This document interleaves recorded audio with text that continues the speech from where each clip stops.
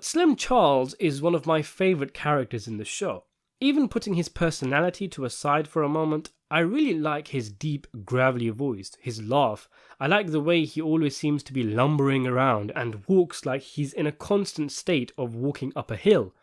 The Wire is great at giving characters individualistic traits to make them stand out, and Slim is a great example of that.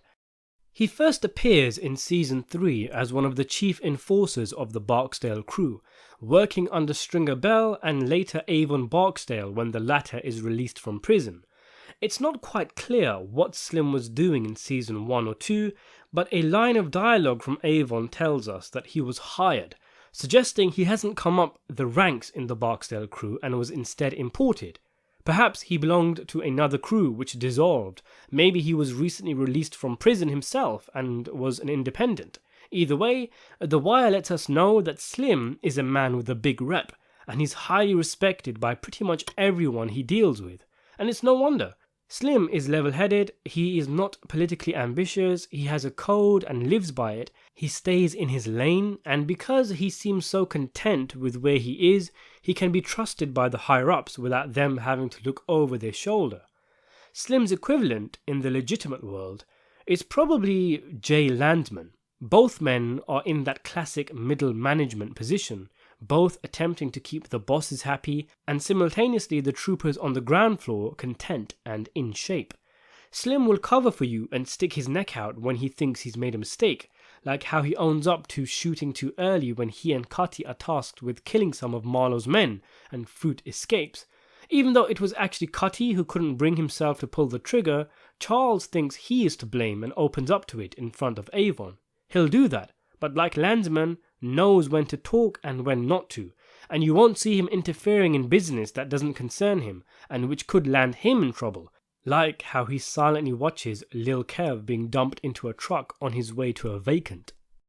With The Wire, even though numerous characters commit heinous atrocities, the ones that seem to stick with us seem to be the ones who have some kind of ethical principle, and as such, Slim comes out looking tall. Like when he scolds the two goofs for nearly killing a bona fide coloured lady on a Sunday morning. He even gets the respect of the likes of Marlo and Omar. Omar saying, "Slim, you gonna make me hurt you," when he is contemplating shooting him, suggests not only is he well aware of who Slim is, but he has respect for him. And in the same scene, Slim does not beg for his life, instead carrying himself with dignity. A true tower of integrity in a world of moral midgets, especially given how inept some of the younger members of the Barksdale organization were. After the Barksdale crew collapses, we see that Slim moves over to Eastside and becomes Proposition Joe's right-hand man. Again, the fact that he isn't left out to rot like Bodie or even killed after the Barksdale-Stanfield War shows how much he is valued in the streets, being scooped up by the likes of Joe in a top-tier position. Slim knows his position and doesn't stray outside of the boundaries. For example, he had the drop on Marlo in Season 3 and could have killed him, but he didn't, as the order never came through.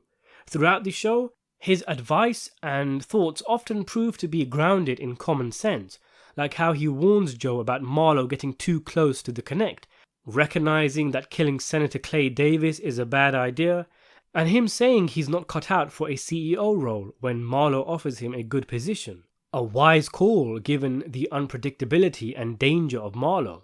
He declines in a respectful manner in order not to hurt Marlo's ego, and he recognizes his own limitations. Some people are better at being number two, as an infamous Al Pacino impressionist once said. Slim has a great understanding of the game. It was intrinsic to him, and given by the end of the season, those who have followed a street code like Omar, Bodie and Joe were out for the count, Slim is a dying breed. He is the pawn that crossed the board and became a queen, starting off as a Barksdale goon with a deep voice and ending the series as a co-chairman of the co-op with a direct line to the Greeks.